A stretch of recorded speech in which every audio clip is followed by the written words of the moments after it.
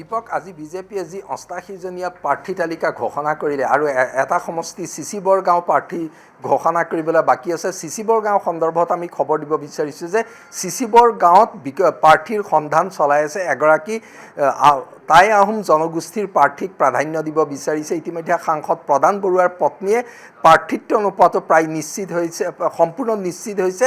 তাৰ বিপৰীতে প্ৰদান বৰুৱাকে দায়িত্ব দিয়া হৈছে যাতে টাই আহোম জনগোষ্ঠীৰ এজন লোকক প্ৰাৰ্থিত্ব দিব পাৰে আৰু কাইলৈ দিনটোৰ ভিতৰতে চিচি বৰগাঁৱৰ প্ৰাৰ্থী ঘোষণা কৰাৰ সম্ভাৱনা আছে।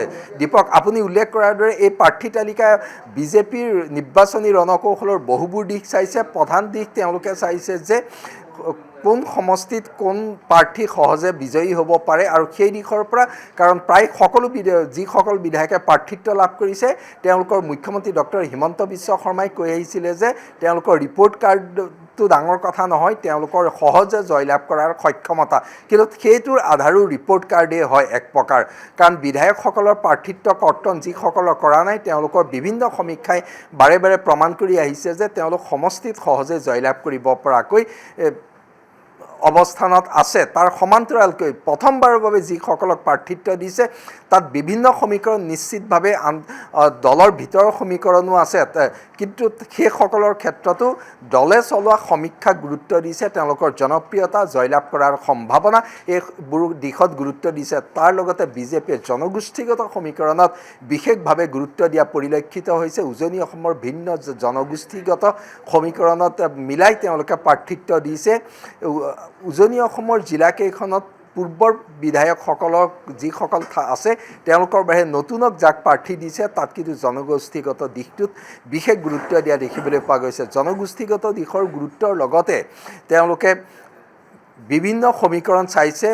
এই বিভিন্ন সমীকৰণৰ পৰা এটা কথা স্পষ্ট হৈ পৰিছে যে এই নিৰ্বাচনত যাতে পূৰ্বৰ দুটা 16 আৰু 21তকৈ বৃহৎ সংখ্যক আসনত তেওঁলোকে জয়লাভ কৰিব পাৰে, কাৰণ 70 বিজেপি নিজাববীয়া আসনৰ সংখ্যা 70তকৈ যাতে বৃদ্ধি কৰিব পাৰে সেই দিশটোত বিশেষ মনোনিৱেশ কৰা দেখিবলৈ পোৱা গৈছে। দীপক, প্ৰসংগ আমি যদি চাওঁ যে নন্দিতা গাৰ্লুচাৰ যিটো খবৰ আহিছে যে কংগ্ৰেছত যোগদান কৰিব পাৰে, গোটেই কাৰবাৰটো আচলতে হ'ল কি বুলি ভাবে? হঠাৎ আহিল, বিধায়ক হ'ল, মন্ত্ৰীও হ'ল, আনএক্সপেক্টেডলি টিকটো কৰ্তন গ'ল আৰু একমাত্ৰ মন্ত্ৰী যোগেন মোহনক যদি আমি বাদ দিওঁ হয়তো একমাত্ৰ মন্ত্ৰী, কেবিনেট মন্ত্ৰী যাৰ হয়তো টিকট কটা গৈছে, নহয় জানো? এইটো এটা গুৰুত্বপূৰ্ণ দিশ। কি হ'ল আচলতে, ক'ত খেলি মেলি হ'ল বুলি ভাবে নন্দিতা গাৰ্লুচাৰ অংকটো?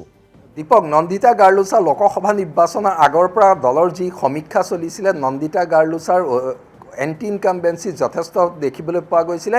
তেতিয়াই এটা ধাৰণা স্পষ্ট হৈ পৰিছিলে যে আজিৰ পৰা দুবছৰ পূৰ্বে 26ৰ নিৰ্বাচনত নন্দিতা গাৰ্লুচাই প্ৰাৰ্থিত্ব নাপায়। নন্দিতা গাৰ্লুচা মন্ত্ৰী হিচাপে সফল বিফলটো পৃথক কথা, কিন্তু সমষ্টিত তেওঁ কাম কাজ বেয়া, সমষ্টিত জনসম্পৰ্ক কম আৰু সমষ্টি উন্নয়নৰ ক্ষেত্ৰত মন্ত্ৰী হৈ তেওঁ বহুত পিছ পৰি আছিলে। বিশেষকৈ হাফলং সমষ্টিৰ বিজেপি সংগঠনৰ ওপৰত তেওঁ বিশেষ গুৰুত্ব দিয়া নাছিলে।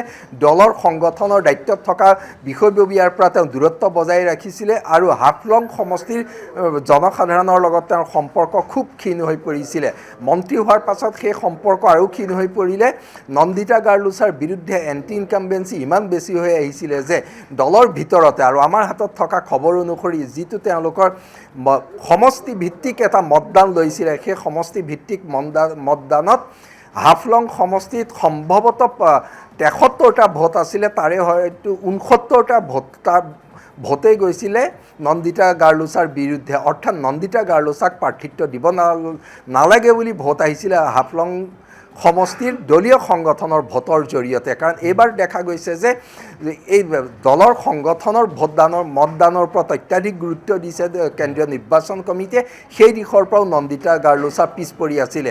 আপুনি উল্লেখ কৰিছে যে নন্দিতা গাৰ্লুচা এতিয়া কংগ্ৰেছত যোগদান কৰিব। নন্দিতা গাৰ্লুচা কংগ্ৰেছত যোগদান কৰা প্ৰায় নিশ্চিত হৈ পৰিছে। তেওঁ কংগ্ৰেছৰ প্ৰাৰ্থিত্ব নিশ্চিত হৈ পৰিব পাৰে, কাৰণ হাফলঙত এতিয়া কংগ্ৰেছ নাই, কংগ্ৰেছ একেবাৰে বিধ্বস্ত অৱস্থানত আছে।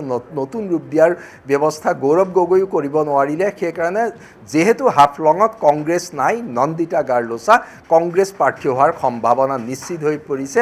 অৰ্থাৎ প্ৰাৰ্থিত্ব নাপাই কংগ্ৰেছত যোগদান কৰি হাফলঙত তেওঁ কংগ্ৰেছ প্ৰাৰ্থী হিচাপে প্ৰতিদ্বন্দ্বিতা কৰিব। কিন্তু তেওঁৰ গণভিত্তি, তেওঁৰ জনসম্পৰ্কহীন পৰিস্থিতিৰ বাবে তেওঁ টিকট কৰ্তন হৈছে, সেয়া সম্পূৰ্ণ নিশ্চিত কথা।